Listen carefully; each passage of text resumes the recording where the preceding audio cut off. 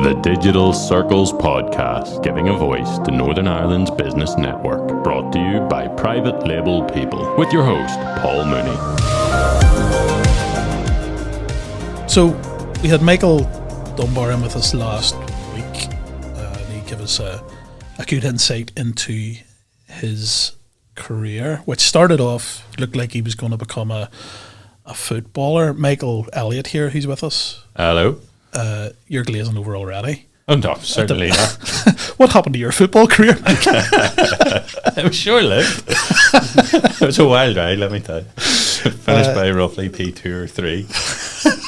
I would say, like, you know, like kind of looking at that and knowing who you are without sort of casting aspersions to you, but I would say that you would definitely say that it was more soccer. It was definitely soccer, not football. I mean, I am happy to call it whatever you want, as long as I don't have to play the bloody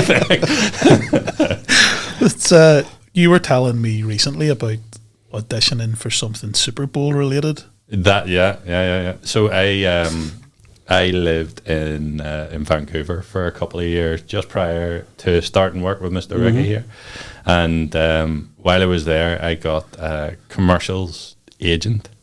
And they sent me in for like 2 auditions and then gave up on me. But the first of the auditions was for a Super Bowl advert.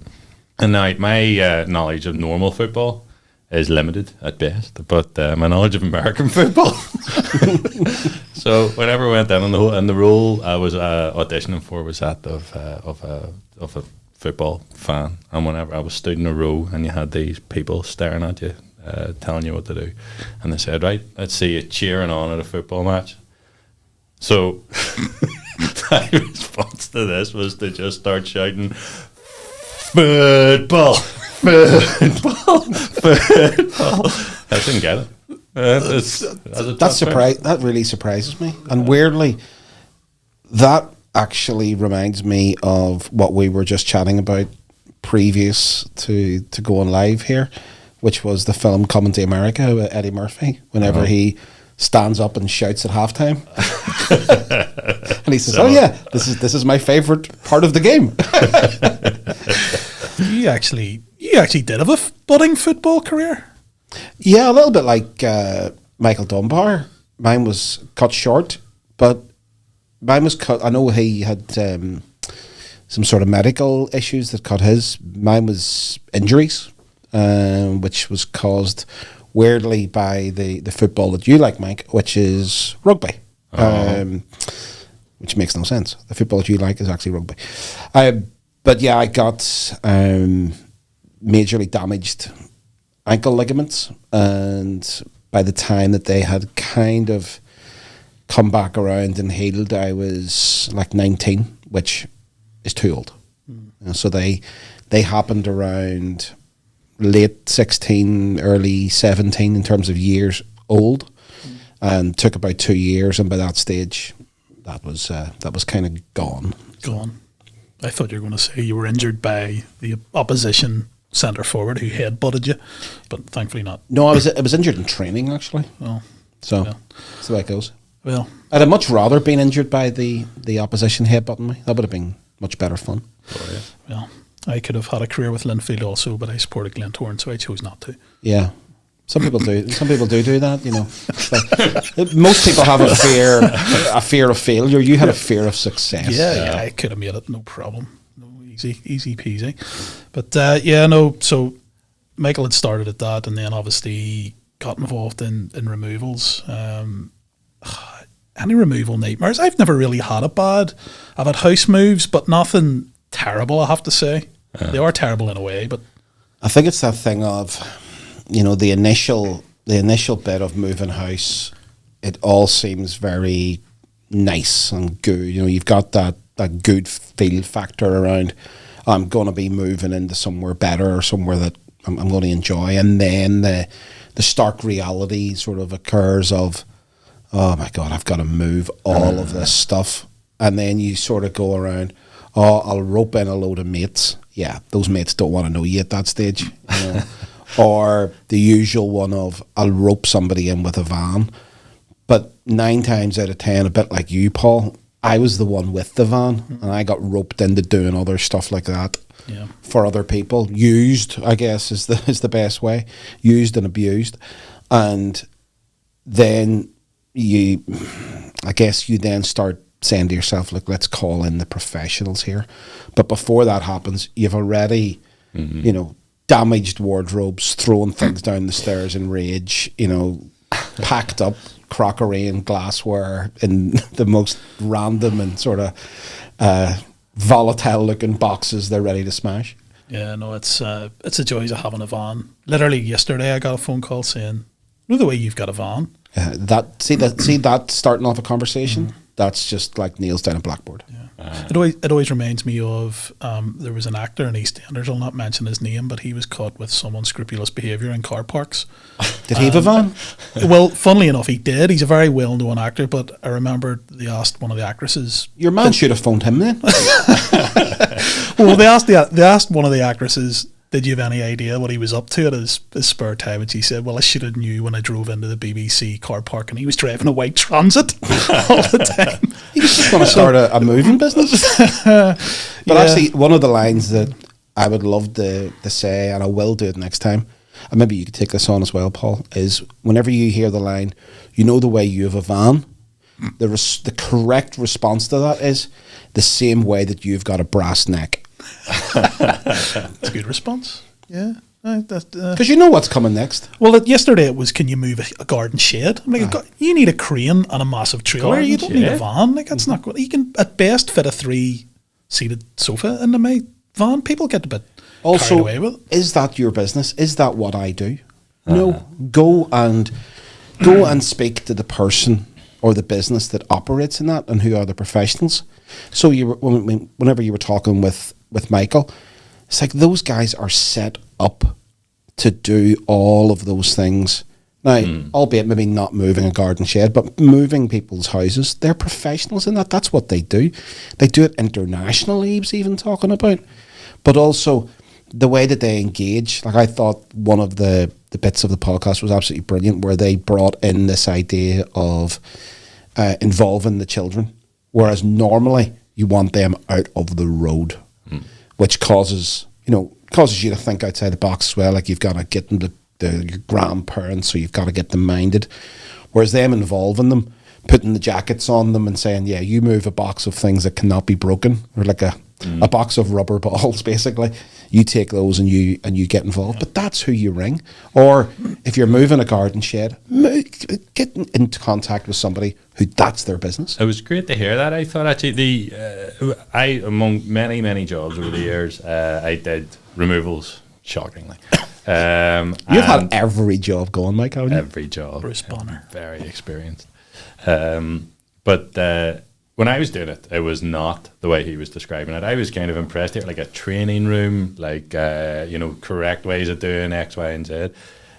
I was working for a fella who was largely drunk and was certainly not minding his P's and Q's. And, like, it was just a matter. He was just chucking stuff in a van and moving on. But to hear the way they were doing it was brilliant, I thought. Yeah, sort of. I know you'd kind of referenced it, but the suitcase handlers at the airport, that sort of sounds like your guy. Yeah. Whereas whenever you get in the professionals, and sure, you're going to pay, but you're getting the service.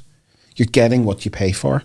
If you're not paying for the professional, then you're going to get that kind of service. Your stuff will end up in tatters and in pieces. And it sort of brings around that expression of, pay cheap, pay twice. I did a bit of suitcase handling. That sounds dodgy. Sounds like it really does. I worked for a paramilitary. I used to go and set them in shops. Was this in Colombia by any chance? No, it was. I worked for CCAT, and I used to, in Colombia. We used to call it, yeah. We used to call it Thomas. It was like a little tank in Thomas the Tank, and it was like a little thing, and you drove it onto the CCAT, and you took off the luggage carts. But yeah, I can attest to the fact that we perhaps weren't quite as careful with certain people's luggage as maybe we should have been.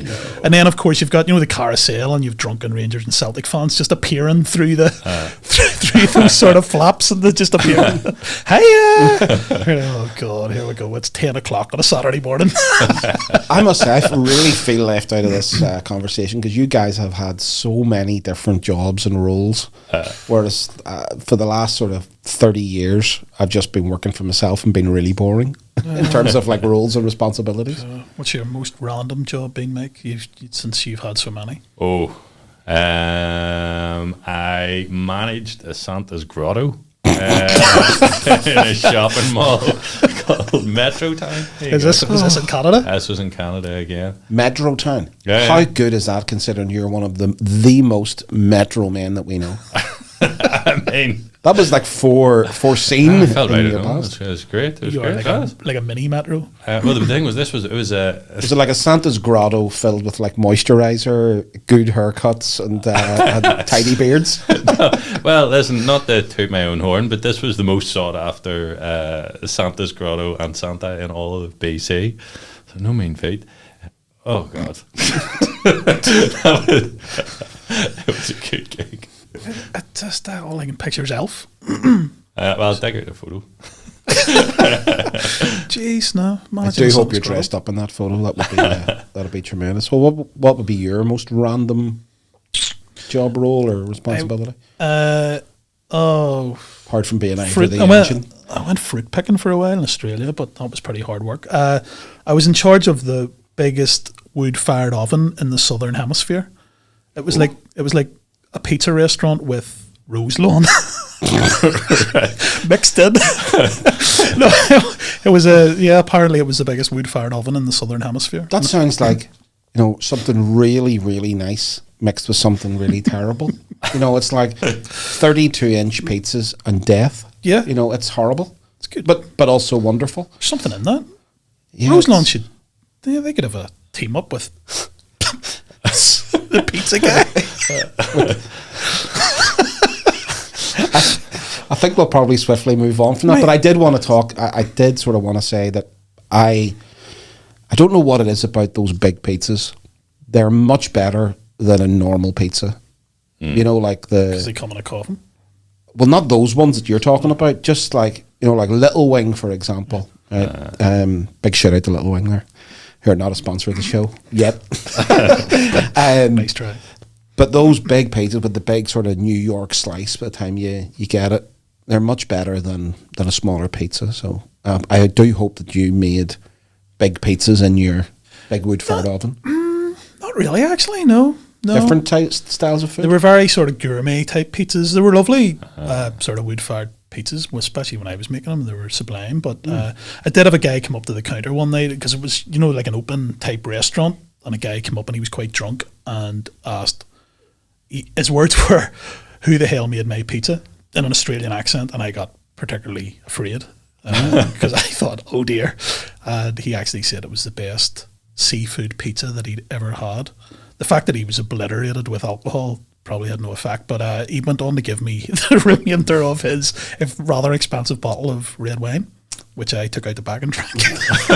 I'd say the next pizza after that you made probably wasn't as good. Well, he made a big mistake there, because seafood pizza, like that's an instant no for me. Like that's like, there's ingredients that people have on pizzas that are a no. That is like, that shouldn't have even made the qualification round. Like it was like wee bits of octopus and all in this one. It's very seafoody. Forget that's also reading between the lines. Did he give you that bottle of wine, or did you go mine sweeping after? Yeah, it was straight down the gullet. I think I don't mind a sea. Well, maybe not like mussels and this had like prawns and stuff on it, but I don't mind a tuna pizza. But some people don't like warm tuna. I thought you were saying wearing tuna. Some people don't like wearing tuna. Yeah, I think that's probably 99%. It sounds like a dress Lady Gaga would wear to some awards ceremony. Yeah, no. I don't have any random jobs. I worked as a computer operator whenever I left school for about a year, and then I worked in a bookies for 2 weeks. Didn't like the atmosphere. No, that was it. That was pretty much it.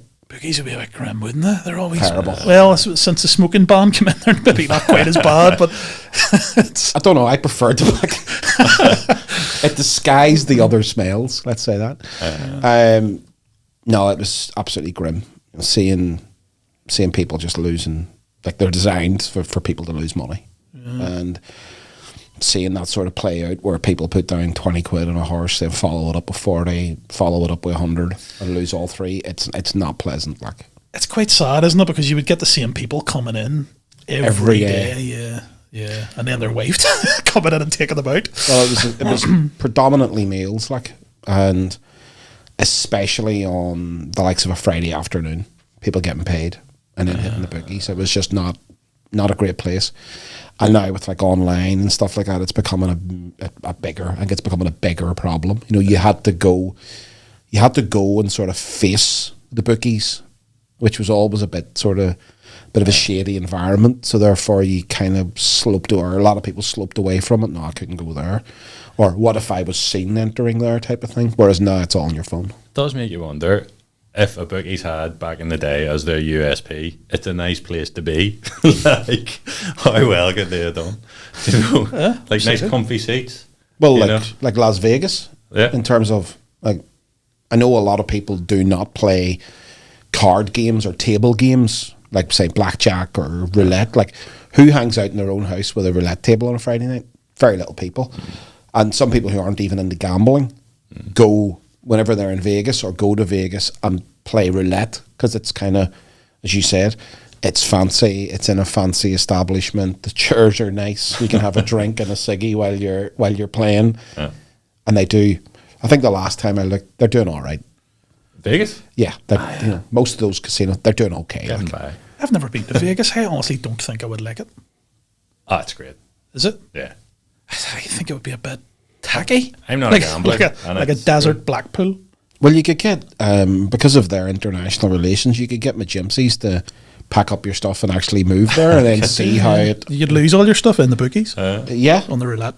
I would say they'll get it there in one piece and then you can absolutely obliterate it rather than you trying to move it and obliterate it. That's not a bad idea. You know, when you're playing roulette and they ask you run out of money and you say, well, hold on. I have a three-piece sofa out here in a van. Can I put 3 jackets on red, please? A 24-piece cutlery set on 32. No, I don't. I would go to see that Sphere. Oh yeah, I'd like to go to that. I know you two are doing it at the minute. I would draw the line at Celine Dion, I have to say. That would be, I mean, and we know somebody that's actually been there, so we've got a bit of the highlight reel, but that does, not that I'm into U2, but just the idea of a gig meets IMAX is quite interesting. You know, it's like whenever you go to a gig, I was at Depeche Mode there in Glasgow recently, and you know, there was a lot of the VT or whatever you would want to call it, you know, those video backdrops and all the big screens, and it's part of the experience. It's part of the gig. But having that in that IMAX scenario, it elevates it, doesn't it? Yeah, it's only a matter of time before Coldplay start doing it. They're a very visual type band. You'd imagine them in there. What did you like about Vegas? Like, if you're not a gambler, because that's where I would struggle. I don't gamble. It's just the whole place is a spectacle. The whole place, isn't it? Like you know, everywhere you look, it's like a big adult's playground. And I don't mean that in any sort of like a weird way. I just mean there's always something going on. Yeah. Like, and also there's something it's a constant stream of them trying to catch your attention. Yeah. So your attention is trying to be caught within footsteps away from you, as well as yards away from you or 100 meters away from you, as well as a mile down the road. You know, everything's always going. And they've kind of set it up so you can sort of see everything from all points, you know, on the main Well, strip. I can remember being there with you, and it's like, you know, you're saying, oh, we'll go there. And it looks like it's in walking distance. And by the time you get there, you're absolutely ruined. I know. Because the walk has taken you 50 minutes or an hour, and you're up and down stairs, across in the main drag of the road. Think of everything as well. And it's not just inside. Like I to this day can't believe it's a thing. But when you walk down the footpaths of the street at certain times of the day when it's most hot, these little fountains will start spraying water at you. and it'll have evaporated by the time it gets to you, but it'll cool the air around you like a mist. as you're it's Get that in Benidorm. madness. Is that right? Yeah, well, while eating your full English breakfast, sitting at a bar, at a sports bar. But I think too, it's kind of like, if you look at the way that's been set up, it's been set up, they are the professionals. So as a city, they're actually a business. Yeah. And everything is set up exactly the way we've been talking about, in terms of like you bring in the professionals to do different roles, like say moving house or moving country or moving these different things. They're set up as that, as you call it, like adults playground, without having any sort of seedy element to it.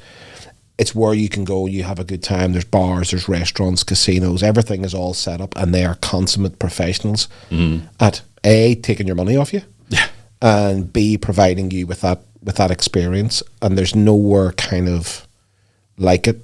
And if you're into that, you're going to go back and back and back. Like, people go regularly. But if you could take that, can you imagine if you could take that sort of ingenuity and apply it to kind of newer, more kind of forward thinking, like healthy ideals? I was thinking about this the other day, because you'd mentioned about, kind of local businesses we've maybe seen where you think, oh, well, that's brilliant. But it just sort of got the cogs ticking, and I was like, what about if you were to bring back some of the older businesses that have been forgotten, sort of reinvent them somewhat, and have it be like a new forward thinking, let's say maybe a single-use plastic free version. So you've got the ideas of like, the seltzer guy. Yeah, I think there's every single business out there, and it is the traditional types that are probably not engaging with the new ideas, to be able to, like you sort of like to reimagine themselves or to re-engineer themselves around in a different thing.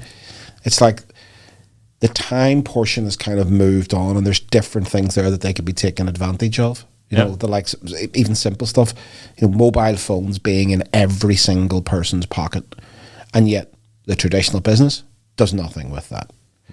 The likes of outwardly thinking traffic, it's huge, and yet the traditional business does nothing with that. Or again, playing into more what you're thinking of, it's like taking an older idea and just putting a little twist on it, making it more modern. Yeah. They're not doing any of that. So it's like, it's just being able to, rather than getting into the grind of the 9 to 5, Monday to Friday or Tuesday to Saturday, whatever it is, and then clocking out, and not just physically clocking out, but mentally clocking out. Try something, be innovative, make a very marginal change, or try the way that you used to try whenever you were actually setting something up. Totally. I mean, and the great minds of Las Vegas could help us with that. What do you think? Let's put them in a bottle. I am prepared to go and sample it. And have my mind changed. Yeah, I could give it a go. But have you been to any businesses recently that have impressed you? I was in Annalong at the weekend and went to the Galley, which is like a restaurant cafe type place. It was very, very nice. It was I got cod goujons. Oh, and I like pizza.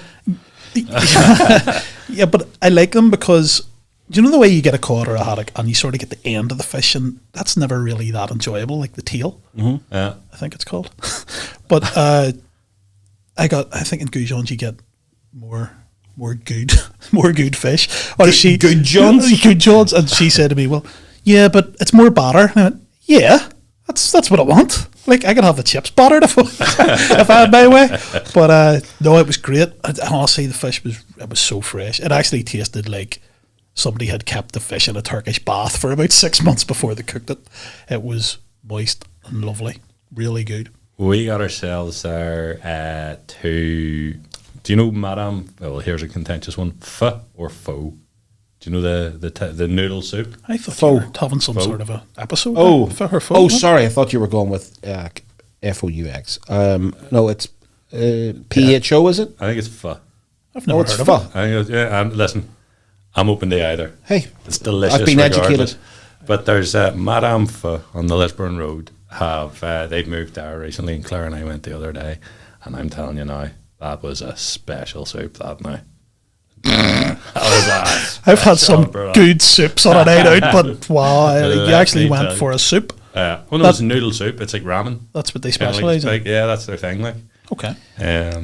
Yeah, I'm going to go closer to home, actually. The Kinnan-folk in Saintfield. Oh, yeah. Buns. I'm partial to a sort of a sweet treat, and what they've done is elevated the bun that you would get with your tea or your coffee to another level. You know, I feel like they're sort of meeting food with a bit of art, and they're creating something. They've really got a good solid foundation there. And I think my favourite is the pastel de nata, which actually you introduced me to, Paul, whenever you'd been to Portugal and you were talking about these custard tarts. Yeah. But pastel de natas, even though people will say, oh, they're like a custard tart, they're not. No, they're on a different level. So if you don't like custard tarts, do still try a pastel de nata, and I would try it from Kinnan-folk because that's the best one I've had. Yeah, God love the custard tart. I mean, it'll never be looked at the same again. I honestly wanted to move to Portugal after I found pastel de natas. This is a reason to emigrate. I wouldn't disagree with you. I think that's a very solid, well thought through move just because of pastel de natas. And actually, I know a guy that could move you. There we go. He works for Magensis. There we go, yeah. Could indeed. I did have a bit of a worry when I started seeing them appear. Lidl do them. And when I started seeing them appear, I was going, this is going to be like a Guinness, where the further you take it out of Dublin, the worse it gets. And it's going to end up the same with pastel de natas. But actually, yeah, I've tried one of those bad boys you're talking about out of Kinnan-folk. And, well, maybe it could be like if you got one in Lisburn, then it'll probably be as close to Lisbon as possible. Yeah. Because the way that some people from Lisburn say the word Lisburn, it sounds like Lisbon. Yeah. Very, very similar. Yeah. In what way? Well, they've got a good sort of swimming pool. There's plenty of good swimming pools in Lisbon. In Lisbon, but Lisburn have a good one too. Oh, right, okay. That's known for it. Have they any really good slides? Well, yes, they do, but you have to navigate your way through the floating debris, or otherwise known as children. But sorry, there is one other place that I did try. I was on the way to the hockey the other night, and generally speaking, whenever we're on our way to the hockey, we're in a real rush, and we always go through that same thing of I don't have the time to make something in the house, and I'm on the way, and I want something decent, right? But it has to be fast. Now, those two things do not go hand in hand. But the place in Botanic, Hey Chick. It's on my list.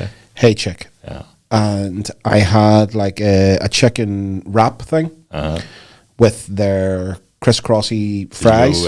Korean style? No, the other guys went Korean style. I went for the other one, which I can't even remember what it was, but it was fantastic. Oh, like, it's special. You know, you got what you paid for, and actually you got a little bit more. You were paying the normal price that you would for something else that was just all right. This was really good. And you got a big portion of those crisscross fries, which were just perfect. And it was like, oh, I'm now full up, and I've had something that's really tasty. And I'll be going back. Like, it's really good. I haven't tried it. It's a great example of a local business here that's kind of just built a good, sturdy following bit by bit by bit. And the fact that you can order it online as well. Oh, you know, they're on the apps, they're on those things. It just makes it easy. You know, you can get it ordered while you're driving down, pick it up. And they're using some form of modern technology to ease the sales process. And they're not concerning themselves with, oh, we have to pay a commit. It's like, no, you got an order because of that. Yeah. If I didn't have that option, I wouldn't have been there. Mm-hmm. Is it a local company? Yeah, believe so. Yeah, local guys. They started up beside the bot in the sort of car parky building there, and they've expanded a little bit at a time, and they're building it up. It's delicious. I believe they're down in Common Market as well, aren't they? Mm-hmm. They've got a pop up down there. Yeah. I know we were down for the Ocean Colour Sing gig, which was in Telegraph Building, and we went round to Common Market before the gig to grab something, but I grabbed something from the Greek place, and I know the other Rob actually grabbed something from Haycheck. It was a burger, and it looked well on there. Oh, speaking of Northern Irish businesses, I came up with a wee game we can play on the way up here. Nervous. So it's well, I've no buzzer. I mean, it's only a wee short game, don't worry. But the idea is to rebrand these high street chains or big brands using Northern Irish slang. So, for example, I would, a lame example might be that you would rebrand Red Bull, keep her lit, right? It works. Yep. It works. Now, if I was to give you a high street brand, or is it like rebranding the brand name, or more like their tagline? So it's like, Red Bull gives you wings. Yeah, so it's Red Bull, keep her lit. It can be, it sort of varies here. Buckfast on steroids. So, for example, we've got Dunkin' Donuts. What would you go for Dunkin' Donuts using Northern Irish slang? Any thoughts? I've got two here. Deep fat fried circles. Well, you could go for wee buns, or my personal favourite, jammy sod, right? Yeah, there's a Northern Irish colloquialism, isn't it? It's not bad. Or Iceland. Any thoughts? Iceland. Yeah, maybe I don't have it. Iceland. I was going to say something really bad. No, I'm not going to say what I was going to say. Yeah, we really need a buzzer and then a bleeper. Okay, I've got that foundered. Right. Licenza. What? Let's say what? You don't get too many of them to the pound. That's not bad. Not bad at all. I'm going to be really daft. What's Licenza? Licenza's a lingerie shop. Oh. Yeah. Dirty brutes. Dirty brutes. Dirty brutes. And you don't get many of them to the pound. They're both better than what I've got. I went simple. Keks. And we'll finish off with Tinder. Oh.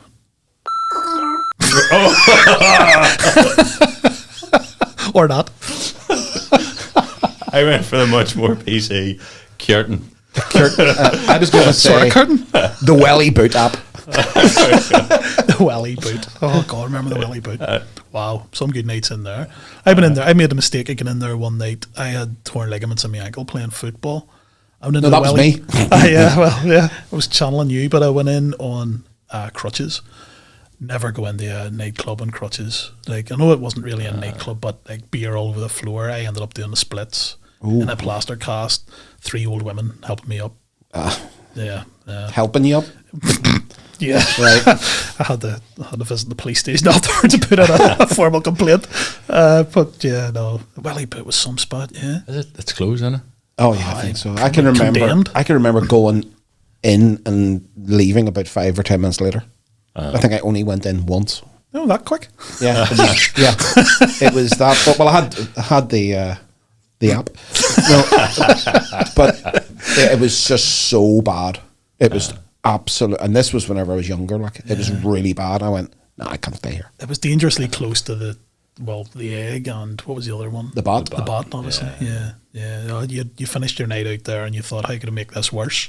The egg was always good. I quite liked the egg because they always had like live music on. But yeah, I haven't been in the egg and it's closed. It's closed. It's now the Post House. It's quite fancy. It's nice.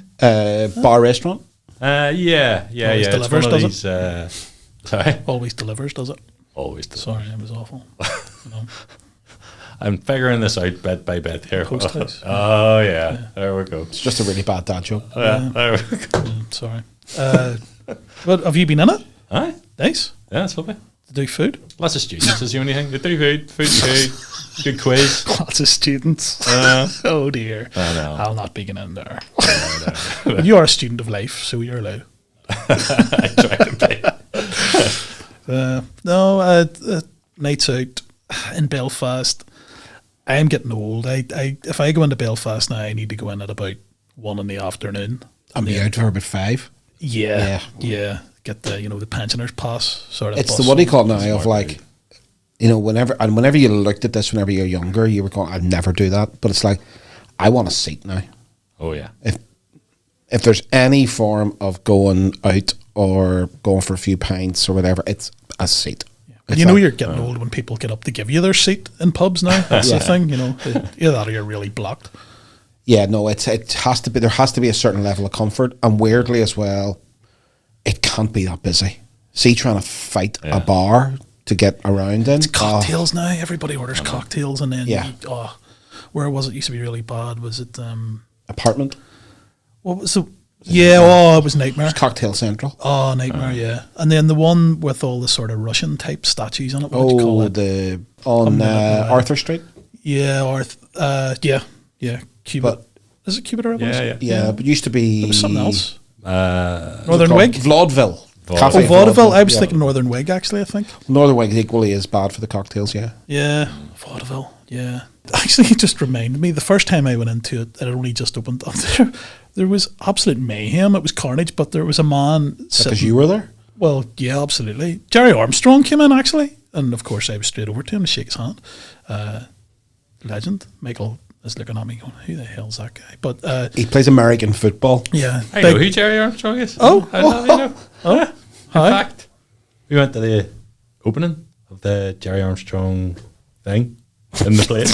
Jerry Armstrong thing. Jerry Armstrong wing and coffee vaudeville. Room in Windsor Park? football place. We went to the Jerry Armstrong thing in the place. You get mixed up know, with the football place. I don't think there is a Jerry Armstrong room, is Well, there? then I definitely getting mixed up. I'm pretty sure there actually is. Oh, is there? Jerry Armstrong. Oh, there's bound to be. I think it's after that actually goal. in the east. Ah, you're right. There is actually. There is. So you went to the Jerry Armstrong place in the thing, or the you? thing in the place? Oh yeah, of course. Yeah. And was that the night that Charlie Lawson was there? It definitely was. Okay, good. Wow. All I'd the say Northern there's Irish selfie celebrities. evidence to prove it. What do you call the fish shop in town? It's very good near Leisure World. There's a place from the past. What do you call? Is it Frizzell's? No, not Frizzell's. No. What do you call? Fish shop in town? Yeah. What do you call it? It's around Fountain Street, around that neck of the woods. It's very popular. Oh, I'm useless to you because I don't. Oh, more seafood. No, it's an actual like fishmongers. They probably don't But they want to be do. called It's quite fish shop. fancy. Sawyer's. Oh yeah, Sawyer's. They do a lot of stuff. They do a lot of gear, don't they? A lot of different things. Yes. They're- Tapenades and fish and stuff. Yeah, there's. Sorry, you'd mentioned something there about fish, and it just sort of got me thinking about another. There was another place. Maybe it wasn't. Is that it? Is that what it's called? It's a fish The joke. other place. Oh yeah, that could be like our games. No, I think it's more in seafood. I was thinking about always gets a good name. Yeah, they've the one in town and then they've one in Dundrum, but I think they're disconnected now. I think. There's an interesting one talking about. I do not eat a lot of seafood, but I'll obviously enjoy a chippy and I'll get a fish supper. But best Pasty on the chippy, side. best chippy in Belfast or surrounding areas. Paul. I know you agree with me here. I think Eddie Spence's. God knows when he opens. Maybe It's for about 5 minutes. 5 minutes. every 8 days. Yes, Eddie Spence is on the. Is that the Calvin Beersbridge Road? Yeah, Calvin Street off the Beersbridge Road. Oh wow, unbelievable. I would have to go with the same. But Mike, you not being from that neck of the woods, you being from somewhere different, where would you go? I think it's a complex question these days. Oh, As it soon is. as you factor in Deliveroo and Just Eat, and like if we're talking chips first of all, I think Fish supper, I think, fish supper. because it could get very complex. Because then you could go, who's got the best pasties, who has the best chips, who has the best fish. I think it's just a fish supper. Keep it simple. Farrow and Beersbridge Road do good pasties. Just drop it in there. That was brilliant. It's absolutely brilliant. Eddie's does a good pasty as well. Interestingly, Yeah, when he's Everyone in West Belfast goes mad for Raffles. yeah. in West Belfast, you say. Yeah. Whereabouts is that? It's Not whereabouts is West Belfast. I know where that is. But whereabouts in West Belfast? pretty close to the swimming pool. Oh, I know exactly where it is actually now. It's in that little complex. So it is quite close to the swimmers. I used to go to Manny's years ago on the Antrim Road. Is that still going? Manny, no, I don't know it now. Your man out of the Stone Roses at a chip shop. It was good, really good. There's a few. There's one in Carryduff that's really good. Is it the Jolly Friar? Yeah, I had one the other night. yeah, it's good. It's really solid, but it's not. I guess it doesn't have that sort of cult status. Whereas, you ask anybody in Belfast and anybody from John Belfast, Long's, they will have that cult status chippy. John Long's chips are phenomenal. Never had them. I've always seen it. I've never been to John Long's either. Absolutely phenomenal. We'll have to do a bit of recreation there. Yeah, I think so. Yeah. Sounds like a business expense to me. It does. Yeah. Have to go and research this fish supper here. Do you remember years? What's the pasty doing there? That's for added. That's for extra credits. Do you remember years ago, and you went to Bishop's after a night out in the club or something? See, in fairness, Bishop's was pretty good. It was good, yeah. It was strong. Yeah, it was good quality. I got one for you now. Have you been to Fish City down in Ann Street? Street? Yes, not bad. It is the best. If you like a fish taco. But do you know who went? Can't see Eddie's doing that There was when he's open. Jay Rayner, the Jay Rayner? food critic. No, No. nah. He came to Belfast anyway, and this was one of two spots he went absolutely mad for. It used to be your man did the horoscopes, Russell. What is he called? Russell Grant? Russell Grant used to review, because a fella I went to school with, his Used to dad, review fish I suppers. swear to God, yeah. He No, he didn't. Not that I'm religious. I swear he did. My voice is getting high. Turn into Gary Neville here. Russell Grant used to review fish suppers. I don't know how he didn't know they were good before he went, but he did, because He obviously reviewed quite a few of them. A fella I went to the same school as Michael, actually, but a fella in my class, Keith Patterson, his dad owned a Silverleaf Cafe, and they won. They were quality. Yeah, back in the day. Asked Belmont Road. my brother about them. He definitely never fell down the stairs in there, ever. He definitely did, and it was hilarious. But they had a picture on the wall, and it was best chip shop in UK and Ireland or something, 1993, and it was Russell Grant was in the picture. Oh well, I mean, have you not seen Mystic Meg's chicken tikka masala? I think actually that was obviously something like Russell Grant happened to be in Belfast, got himself some food and said, "This is the best chippy that I've had," and they went, "We're having part of that." He is now a fish supper. Honestly, expert. there is when you go into some places and you see like a food review, some of the people doing it are pretty random.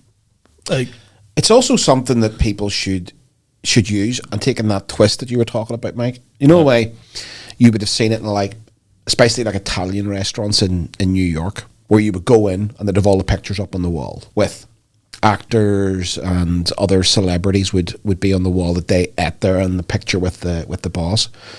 But that was kind of like a testimonial. You know, whenever the lay person came in, it was, oh, Robert De Niro eats in here or has eaten in here. Good enough for Robert De Niro, good enough for me, right? Whereas if we take that on to the next level of like twisting that modern, even small businesses, especially like small businesses in Northern Ireland, they should be promoting their testimonials, regardless of how big or small those testimonials are. Every town in Northern Ireland is bound to have some sort of a celebrity. I mean, like there's Dungiven, for instance, right? You've got Owen Quigg. Right. You know what I mean?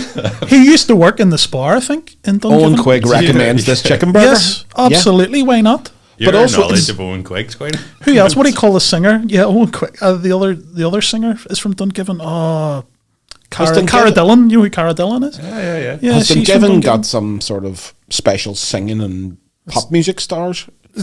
Maybe it's it's got a it's quite a relatively small place, but they seem to have a hell of a lot of pop stars. Absolutely, I say stars quite loosely, like obviously, but it's got a hold over me. They should put that back out to the wider audience. Talk about those things, because it's that word of mouth. If I've had good service from a pizza shop or something like that, I'm going to talk to you about it, and therefore, if that business is talking to you almost through me or through my review or through my testimonial, that's worth its weight in gold. And it's kind of what we've been talking about in terms of the the podcast that you guys did last week. It's talking through that service. It's, if you go on to that website, you get to see all of the different services, and you get to see what people have said about the service. Absolutely. And it's becoming more and more prevalent because of the internet, because of websites like TripAdvisor or Trustpilot or these sorts of things. So people and businesses, especially small businesses, have got to engage with these things very, very quickly. 100%. Goes back on what you said, Mike, earlier about you know, if you could give a Northern Irish name to a business. I think there should be like a generator for that. Do you know, like Haagen-Dazs apparently is that it's somebody it's completely random. Yeah, they put it into a computer and it came up with basically- Haagen-Dazs. Oh, really? Quality, Quality, taste, make it sound something. Dutch, make it be Yeah. around ice cream, and that's what Yeah. they come up with. Wow. We could have like a name for a motorbike shop and somebody's and the generator comes up powerful high. Powerful. Something like that. The random Northern Ireland name generator, which I think some of the shopping centres you go into, I think people use it for their kids. But yeah, It's a good idea. I like it. I like it too. Yeah, there we go. All right. Well, I suppose we'll leave it there. We'll wrap it up.